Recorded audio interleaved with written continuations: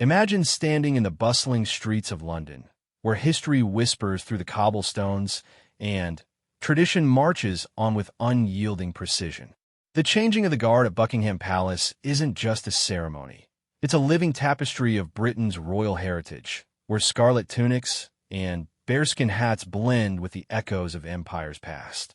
For over 300 years, this ritual has drawn crowds from every corner of the globe, turning ordinary mornings into moments of awe. But beneath the pomp and pageantry lies a story of discipline, loyalty, and evolution, one that has weathered wars, weathered queens, and the relentless tide of time. As the drums beat and the boots stomp, you're not just watching a parade. You're witnessing the heartbeat of a nation, inviting you to step closer and uncover the secrets that make this event eternally famous. The sun rose over London on a crisp autumn morning in 1660, casting long shadows across the Thames as King Charles II reclaimed his throne after years of civil unrest. In those turbulent times, the monarchy needed symbols of stability, and thus began the tradition of guarding the royal residences with elite soldiers. At Whitehall Palace, the First Guard stood vigilant, their muskets gleaming under the watchful eyes of courtiers. But it was at Buckingham Palace, centuries later, that this duty transformed into the spectacle known worldwide. Queen Victoria, in the 19th century, formalized the ceremony to boost public morale during her reign, turning a simple shift change into a grand display of military prowess. Tourists today might see only the synchronized steps and brass bands, but back then, it was a statement of power amid the Industrial Revolution's chaos. Soldiers from the Household Division, handpicked for their height and discipline, trained rigorously in barracks far from the palace gates. Each guard learned to march in perfect unison, their red coats tailored to perfection, bearskin hats sourced from Canadian black bears, a nod to colonial ties. One such soldier, Private Thomas Hargrove, joined in 1850, fresh from rural England. He recalled in his diary the grueling drills, hours of standing motionless, polishing boots until they mirrored the sky, and practicing the slow march that demanded iron control. The palace itself, with its neoclassical facade designed by John Nash, became the stage. As crowds gathered, the air filled with anticipation, vendors hawking souvenirs, and children perched on shoulders. The ceremony wasn't just routine. It embodied the British stiff upper lip, a reminder that even in peacetime, the guards protected the sovereign with unwavering resolve. Over the years, the event adapted. During World War I, it paused briefly, only to resume stronger, symbolizing resilience. By the 20th century, it drew international visitors, including American dignitaries who marveled at the precision. In one memorable instance in 1923, a sudden rainstorm tested the guards' mettle. Not a single step faltered, their formations cutting through the downpour like a knife. This dedication stemmed from deep-rooted training programs at Wellington Barracks, where recruits endured physical trials and historical lectures on royal protection. The music, too, evolved from simple drum beats to full regimental bands playing marches composed by Handel and Sousa. Each element, from the inspection of arms to the handover of keys, carried symbolic weight, ensuring the palace's security in a ritualistic dance. As the old guard marched off, shoulders squared, the new took their place, a seamless transition mirroring the monarchy's continuity. Through it all, the ceremony fostered national pride, turning soldiers into icons and spectators into participants in history's grand narrative. Even today, echoes of those early days linger, making every performance a bridge between past and present. As the clock struck 11 on a foggy London day in 1952, Queen Elizabeth II ascended the throne, and the changing of the guard entered a new era of global fascination.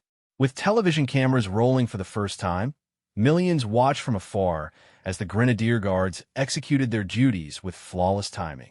The route from Wellington Barracks to the palace forecourt became a path of pageantry, soldiers stepping out in columns, their bayonets fixed and standards flying high. One guard, Sergeant Emily Carter, broke barriers in the late 20th century as one of the first women to participate, her story highlighting the tradition's slow but steady modernization. Recruited in 1993, she trained alongside men, mastering the 108 paces per minute march that demanded endurance and focus. The crowd's cheers grew louder with each evolution, from incorporating mounted bands on horseback to special themes during jubilees. In 1977, for the Silver Jubilee, the ceremony featured extra flourishes, fireworks, and salutes that drew record crowds spilling onto the mall. Behind the scenes, logistics were immense, coordinating with police for traffic control, ensuring horses were groomed, and rehearsing contingencies for unruly spectators. A notable mishap occurred in 1981 when a horse bolted during Prince Charles's wedding preparations. Yet the guards reformed swiftly, showcasing their adaptability. The music swelled with patriotic tunes like God Save the Queen, the band's conductor leading with a baton that seemed to command the very air. Spectators from Japan to Brazil snapped photos, their excitement palpable as the old guard inspected the new, voices barking commands in crisp accents. This handover, lasting precisely 45 minutes, included the symbolic exchange of colors, flags representing regiments, passed with gravity. Post-ceremony, the relieved guards returned to barracks for debriefs, sharing stories of blistered feet and proud moments. The event's fame spread through media, inspiring films and books that romanticized the ritual. During the 2000s, environmental concerns led to sustainable practices like recycling uniforms and sourcing ethical bearskins. One touching tale involved a young boy in 2012 who lost his toy soldier in the crowd. A guard later returned it, embodying the human side beneath the stoic facade. As tourism boomed, the palace gates became a hub of cultural exchange, with guides explaining the nuances to eager listeners. The ceremony's endurance through scandals and changes, like the 1997 mourning for Princess Diana when it was subdued, proved its resilience. Each performance reinforced bonds between crown and people, a rhythmic pulse in London's daily life that captivated hearts worldwide. Under the summer sun of 1969, as man landed on the moon, the changing of the guard at Buckingham Palace remained a grounded emblem of timeless ritual. The Welsh Guards took center stage that year, their leek emblems proudly displayed, marching from St. James's Palace in a display that blended ancient customs with contemporary flair. Veteran Guard Corporal David Rees, who served through the swinging 60s, noted how the crowds swelled with flower children and tourists mixing peace signs with applause. Training intensified with new drills incorporating crowd management, ensuring safety amid growing attendance. The forecourt buzzed with energy as the band struck up the British Grenadiers, trumpets piercing the chatter. Precision was key, each turn executed at 90 degrees, boots hitting the ground in thunderous harmony. A highlight came in 1974 when the ceremony honored international allies, featuring guest musicians from Canada, symbolizing Commonwealth ties. Logistical challenges mounted, coordinating with royal schedules, weather forecasts, and even pigeon control to keep the grounds pristine. In one dramatic episode, a 1982 heat wave caused a guard to faint mid-formation. Comrades carried on without missing a beat, later aiding him discreetly. The ritual structure unfolded methodically. The arrival of the new guard, the challenge and response, and the final salute. Spectators leaned against railings, whispering about the Queen's occasional appearances on the balcony, adding royal mystique. Post-war veterans in the audience shared nods of recognition, recalling how the ceremony lifted spirits during rationing years. By the 1980s, video recordings popularized it further, with families worldwide planning trips around the schedule. Adaptations included shorter versions in winter to combat cold, yet the core remained unchanged. A personal account from tourist Maria Lopez in 1995 described the thrill, arriving early, securing a spot, and feeling the ground vibrate with approaching footsteps. The guards' expressions, masked by discipline, hinted at inner pride. As the old guard departed down the mall, waving to cheers, it marked not an end, but a cycle's continuation. This perpetual motion fostered a sense of community, where strangers bonded over shared wonder. Through economic ups and downs, the event boosted local economy, with nearby cafes thriving on post-ceremony rushes. Its authenticity lay in the real sweat and effort, far from scripted shows, making every viewing unique. In the digital age of 2005, as smartphones captured every moment, the changing of the guard embraced technology while honoring its roots. The Coldstream Guards led that year's rotations, their motto, Nulli Secundus, echoing in their strides. Social media amplified its reach, with live streams drawing virtual crowds larger than physical ones. Guard Lieutenant Sarah Jenkins, a millennial recruit, balanced tradition with modern life, posting training tips online after hours. Preparations involved virtual simulations for route planning, ensuring seamless execution. The ceremony commenced with the band's fanfare, drawing eyes to the palace's iconic balcony. Crowds diversified, including school groups learning history firsthand, their teachers pointing out regimental differences. A memorable 2011 event coincided with the royal wedding, where extra guards formed honor lines, creating a fairy tale atmosphere.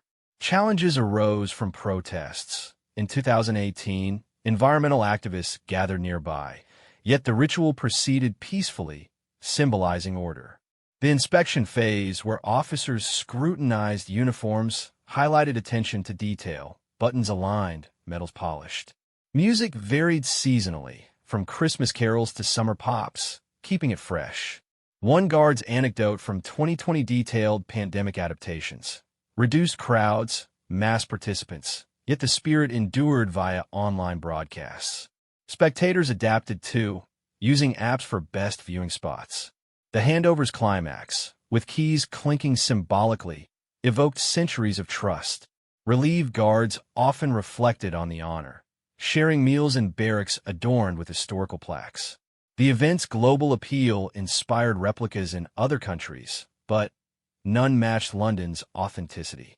During Queen Elizabeth's Platinum Jubilee in 2022, special editions featured flypasts, blending ground spectacle with aerial drama.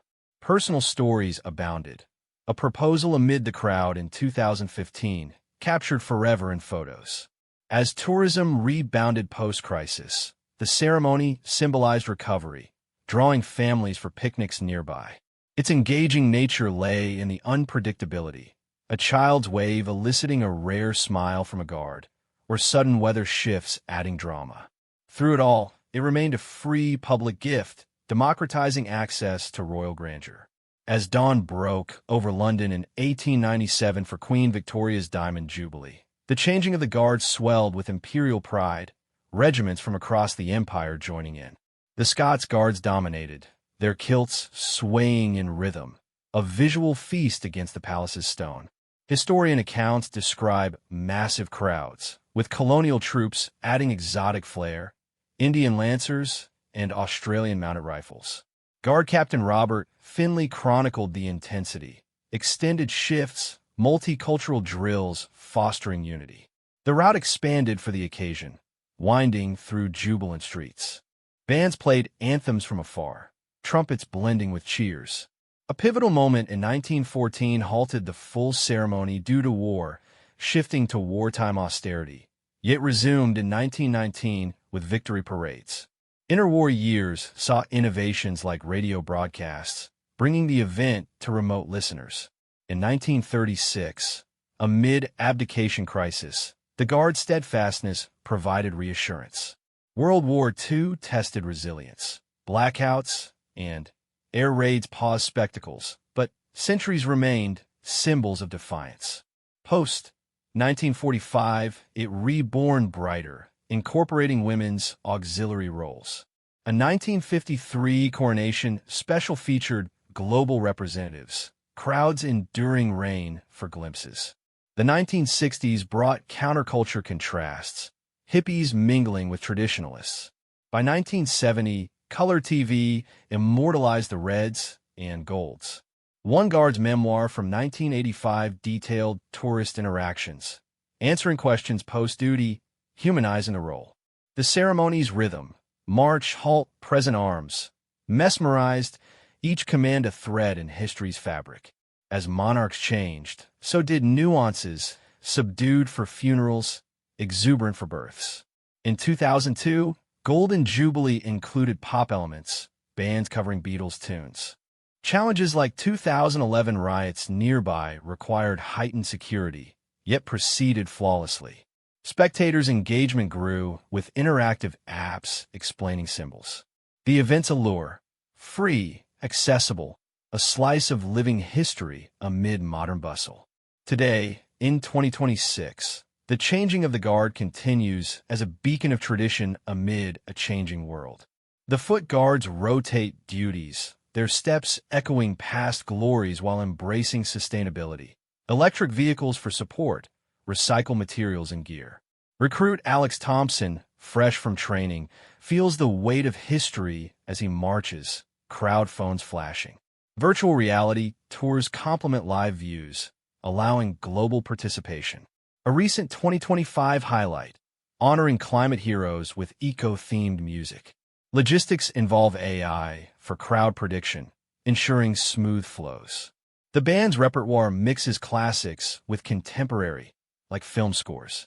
Incidents, like a 2024 drone intrusion, were handled swiftly, reinforcing protocols. The ceremony's essence, protection, precision, pride, endures, drawing diverse audiences. Families picnic, elders reminisce, newcomers marvel. As the new guard assumes position, it's a promise of continuity, inviting all to witness Britain's enduring spirit. 22s.